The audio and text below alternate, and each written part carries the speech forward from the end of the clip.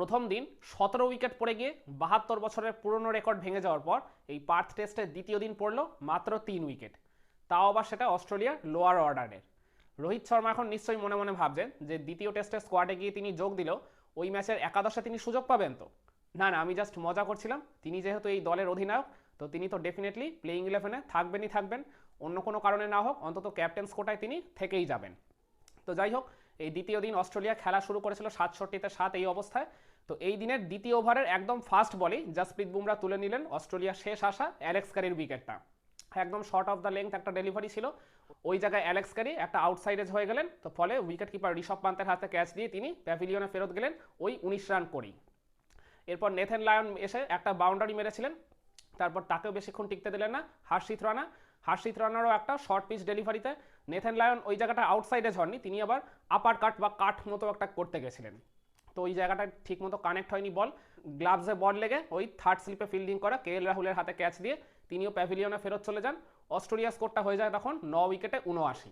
তখন অস্ট্রেলিয়া 100 তুলতে পারবে কিনা এটাই আর কি সংশয়ের মুখে পড়ে গেছিল। এরপর যখন অস্ট্রেলিয়া স্কোরটা ওই 85 বা 86 মতো, তখন একটা খুব ভালো চান্স ক্রিয়েট করেছিলেন ভারত অধিনায়ক জসপ্রীত বুমরাই। একদম একটা বলতে গেলে ব্যাক অফ দ্য লেংথের ডেলিভারিতে ওই জশ হেজেলউডকে আউটসাইড এজ করেই দিয়েছিলেন, কিন্তু ঋষভের বলটা বুঝতে ওই জায়গাটা কিছুটা দেরি হয়ে গেছিলো, মানে বলতে পারেন লেট রিয়াকশান ছিল। তো ওই পার্টিকুলার রিজনের জন্যই মানে বলটার মানে খুব কাছাকাছি থাকা সত্ত্বেও তিনি গ্লাভসে লাগাতে পারেননি, ফলে ওই আউটসাইড এজ হয়ে ওটা বাউন্ডারি হয়ে যায়। না হলে ওই ক্যাচটা তিনি ধরতে পারলে অস্ট্রেলিয়াকে 100-র নিচেই অল আউট করে দেওয়া যেত। তো এরপর মানে মিচেল স্টার্ক তিনি খুবই আর কি মানে ধীরে ধীরে খেলছিলেন, মানে মিচেল স্টার্ক যতটা সম্ভব আর কি ইনিংসটাকে লম্বা করার চেষ্টা করছিলেন। মানে এই দিন আর কি অ্যালেক্স ক্যারির উপর অস্ট্রেলিয়া ভরসা করছিল, মানে যদি আর কি ভারতের রানের কাছাকাছি পৌঁছানো যায় বা একটু তাদের থেকে কিছুটা লিড নেওয়া যায়, কিন্তু অ্যালেক্স ক্যারি যেহেতু পুরোপুরি এদিন ব্যর্থ হলেন, ওই কাজটা কিছুটা আর কি করার চেষ্টা করেছিলেন মিচেল স্টার্ক এরপর দুটো বাউন্ডারিও মেরেছিলেন, একটা মিড উইকেট দিয়ে একটা স্কোয়ার লেগ দিয়ে।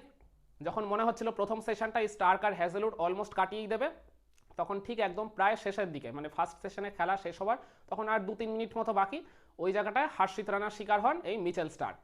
হার্ষিত রানার একটা ওই শর্ট অফ দ্য লেংথ ডেলিভারিতে স্টার্ক ওই জায়গাটা এক ক্রস খেলতে গেলেন, একদম মিড উইকেট ক্লিয়ার করে তিনি একটা বড় ছক্কা মারতে গেছিলেন, কিন্তু ওই লিডিং এজ হয় তিনি উইকেট কিপার ঋষভ পান্তের হাতে ক্যাচ দিয়ে প্যাভিলিয়নে ফেরত চলে যান, ফলে অস্ট্রেলিয়ার ফার্স্ট ইনিংস শেষ হয়ে যায় মাত্র 104 রানে। তো এদিন আবার দেখছিলাম অস্ট্রেলিয়া স্কোরটা 100 পেরোনোর পর তাদের সমর্থকরা এমনভাবে সেটাকে সেলিব্রেট করছিলেন, মনে হচ্ছিল যেন তারা ম্যাচটা জিতেই গেছে। মানে ওই সময় তখন অস্ট্রেলিয়ার 100 রান তোলাটাই আর কি একটা বড় দুঃস্বপ্নের মতো ছিল। তো যাই হোক, ইনিংস শেষে মিচেল স্টার্ক 112 বল খেলে তিনি 26টা রান করেছেন। মূলত অস্ট্রেলিয়ার ব্যাটিংয়ের এই ফার্স্ট সেশনটা কাটিয়ে দেওয়ার মূল কাণ্ডারি ছিলেন তিনি। তো প্রথম ইনিংসে তারা ভারতের থেকে পিছিয়ে থাকলো 46 রানে। এরপর সেকেন্ড সেশনে ভারতের দুই ওপেনার যশস্বী জয়সওয়াল আর KL রাহুল ওপেন করতে নামেন।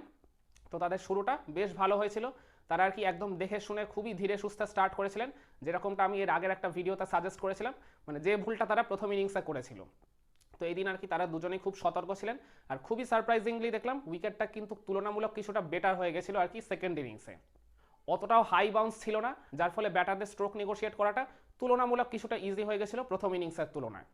এরপর ওই কোকাবুরা বলটার বৈশিষ্ট্যই হচ্ছে ওই 25-30 ওভার কাটিয়ে দেওয়ার পর বল খেলাটা অনেকটা ইজি হয়ে যায় ব্যাটারদের পক্ষে। তো সেকেন্ড সেশনই জয়সওয়াল আর KL রাহুল মিলে 26টা ওভার কাটিয়ে দেন, ওই জায়গায় তারা ভারতের 84 রান তুলে ফেলেন বিনা উইকেটে। তো এই অবস্থায় টি ব্রেক ডেকে দেন আম্পায়াররা। তো তখন জয়সওয়াল ওই 40s ঘরে আর রাহুল সম্ভবত 30s ঘরে নট আউট ছিলেন। এরপর ফাইনাল সেশন যখন খেলা শুরু হয় তখন আর কি দেখলাম কমেন্টেটাররাও বেশ আর কি আশাবাদী ছিলেন যে অস্ট্রেলিয়া মানে সেকেন্ড সেশনে কোনো উইকেট তুলতে না পারলেও থার্ড সেশনে মানে ওই দ্বিতীয় দিনের ফাইনাল সেশনে অন্তত তারা ওই জায়গাটায় 2টা 3টা বা 4টা ব্রেক থ্রু দিয়ে আবার ম্যাচে প্রবলভাবে কামব্যাক করলেও করতে পারে। পার্টিকুলারলি অস্ট্রেলিয়ান কমেন্টেটাররাই আর কি বেশি আগ্রহ দেখাচ্ছিলেন ওই জায়গাটায়, কিন্তু তাদের সবাইকে হতাশ করে দিলেন এই জয়সওয়াল আর রাহুলের জুটিটাই। চমৎকার কিছু তারা শট নেগোশিয়েট করছিলেন। মিচেল স্টার্ককে দেখলাম জয়সওয়াল মিড উইকেট দিয়ে একটা ছক্কা মারতে গেছিলেন, কিন্তু মাঠের মানে বাউন্ডারি সাইজটা এতটাই বড় ছিল যে আর কি ওটা ছক্কা হয়নি, ওই 1-2 বাউন্সে আর কি ওটা বাউন্ডারি হয়েছে। এরপর দেখলাম আপার কাট করেও তিনি একটা চমৎকার বাউন্ডারি মেরেছিলেন, কাট শট করেও বাউন্ডারি মারছিলেন। অপরদিকে KL রাহুলও দেখেছিলাম প্যাট কামিন্সকে খুব সুন্দর একটা স্ট্রেট ড্রাইভে বাউন্ডারি মেরেছেন, কাভার ড্রাইভেও বাউন্ডারি নেগোশিয়েট করেছেন। মানে তারা ইনিংসের শুরুটা খুব দেখে শুনে ধীরে সুস্থে করলেও আর কি ফাইনাল সেশনে গিয়ে তারা ওই জায়গাটা পুরোপুরি ফ্লারিশ করে। যদিও রান রেটটা অস্ট্রেলিয়ার বোলারদের কন্ট্রোলের মধ্যেই ছিল, কিন্তু তারপরেও ফাইনাল সেশনে গিয়ে তারা ওই জায়গাটায় যোগ করে 88 রান। তার ফলে ওই 84 থেকে দিন শেষে ভারত শেষ করে বিনা উইকেটে 172 এই অবস্থায়।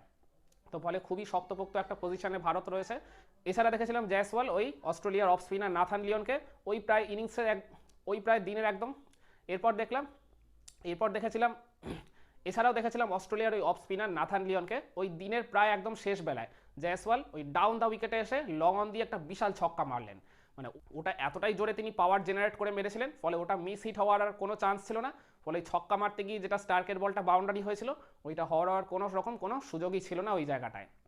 এছাড়াও জয়সওয়াল আরেকটা ছক্কাও মেরেছিলেন, মানে খুব সুন্দর আর কি শট নেগোশিয়েট করছিলেন এই রাহুল আর জয়সওয়াল। আর আরেকটা যে জিনিস দেখে আমার খুব ভালো লাগলো, এরা দুজনেই অত্যন্ত সাবধানী ছিলেন, মানে একেবারেই বেশি চান্স অস্ট্রেলিয়ার বোলারদের তারা ওই জায়গাটায় ক্রিয়েট করতে দেননি।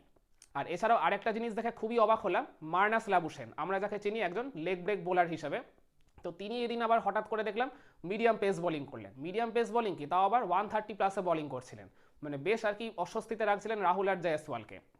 পার্টিকুলারলি রাহুল তো তার বল ফেস করতে গিয়ে বেশ খাবি খাচ্ছিলেন। যে তিনি যদিও আর কি বেশি বোলিং করেনি, মাত্র 2 ওভার বল করে 2 রান দিয়েছেন, কিন্তু তারপরেও ওই 12টা বল ফেস করতে কিন্তু ভারতের এই 2 ব্যাটারকে বেশ খাবি খেতে হয়েছিল। অস্ট্রেলিয়ার ক্যাপ্টেন প্যাট কামিন্স এই ইনিংসে 7 জন বোলারকে দিয়ে অলরেডি ট্রাই করিয়ে দিয়েছেন, কিন্তু কোনো উইকেটই তারা বের করতে পারেননি। আর ভারতের স্কোরটা যখন 100 রানের গন্ডি টপকেছিল এই সেকেন্ড ইনিংসে, তখন ওই জায়গায় পরপর 2টো চান্স অলমোস্ট দিয়ে ফেলেছিলেন এই জয়সওয়াল আর রাহুল। জয়সওয়াল তো স্টার্কের একটা ডেলিভারিতে ক্লিন আউটসাইড এজ হয়ে গেছিলেন, আর ফার্স্ট স্লিপে থাকা উসমান খোয়াজার হাতেও ক্যাচটা অলমোস্ট চলেই গেছিল। তো উসমান খোয়াজা ওই জায়গাটায় মানে তিনিও আর কি বুঝতে কিছুটা লেট করেন, তিনি যদি একটু আর কি সামনের দিকে আর কি ডাইভ দিয়ে একটু তৎপরতা দেখিয়ে আর কি এগিয়ে আসতেন, তাহলে ক্যাচটা তিনি পেয়ে যেতেন, কিন্তু খুবই সামান্য শর্ট কিছু ইঞ্চির জন্য তিনি ক্যাচটা ওই জায়গায় পিক করতে পারলেন না। আর এছাড়াও দেখলাম তার ঠিক পরেই ওই জয়সওয়াল আর রাহুলের একটা মারাত্মক ভুল বোঝাবুঝি হয়েছিল। জয়সওয়াল ইনিশিয়ালি কল করেও তারপর রাহুলকে তিনি যখন ফেরত চলে যেতে বলেন, তখন রাহুল অলরেডি মাঝ পিচের থেকে অনেকটাই এগিয়ে এসছে। আর পয়েন্টে ফিল্ডিং করা স্টিভ স্মিথ একটা বাঘের মতো থ্রো করেন আর কি ওই নন স্ট্রাইকিং এন্ডে, কিন্তু থ্রোটা যেহেতু ওই জায়গায় ঠিক মতো হয়নি, ফলে রাহুল আউট হতেও বেঁচে গেছিলেন। এছাড়াও জয়সওয়াল 123 বলে নিজের হাফ সেঞ্চুরিটা তুলে নিয়েছিলেন এদিন ওই টি ব্রেকের পরেই, আর রাহুলও 124 বলে নিজের 50টা তুলে নিয়েছিলেন এদিন। আর দিন শেষে জয়সওয়াল 90 রানে আর রাহুল 62 রানে অপরাজিত রয়েছেন। তাদের জুটিটা 172 রানের হয়ে গেছে অলরেডি, আর ইতিমধ্যেই অস্ট্রেলিয়া থেকে তারা 218 রানের লিড নিয়ে ফেলেছে। মানে ভারতের এই স্কোর কার্ড আর ভারতের এই অস্ট্রেলিয়া থেকে নেওয়ার লিডের পরিমাণ দেখে এখন বোঝাই যাচ্ছে যে এই ম্যাচের গ্রিপটা, ম্যাচের রাশটা এখন পুরোপুরি ইন্ডিয়ার হাতে। তাহলে এইবার আপনাদের মনে প্রশ্ন আসতেই পারে, তাহলে দ্বিতীয় দিনের খেলার মোমেন্ট অফ দ্য ডে আপনি কোনটাকে বলবেন? আজকের দিনের মোমেন্ট অফ দ্য ডে নিয়ে বেশি আলাদা করে কিছু ভাবতে হবে না, কারণ আজকে স্পেশাল তেমন কোনো ঘটনা ঘটেনি। তারপরেও একটা তো বলতে হবে, সেটা হচ্ছে এই রাহুল আর জয়সওয়ালের ভারতের এই দ্বিতীয় ইনিংসের ওপেনিং জুটিতে এখনও পর্যন্ত যে অপরাজিত 172 রানের জুটিটা করে ফেলেছে, যার ফলে ম্যাচের গ্রিপটা এখন পুরোপুরি ইন্ডিয়ার দিকে শিফট হয়ে গেছে, এটা এখন আপনারা বলতেই পারেন। তো আমার কাছে এই রাহুল আর জয়সওয়ালের ওপেনিং জুটিতে অপরাজিত 172 রানের জুটিটাই হচ্ছে এই দ্বিতীয় দিনের খেলার মোমেন্ট অফ দ্য ডে। একমত হবেন কি আমার সাথে? যদি না হন তাহলে কমেন্ট করে অবশ্যই আপনার মতামতটা জানিয়ে দেবেন।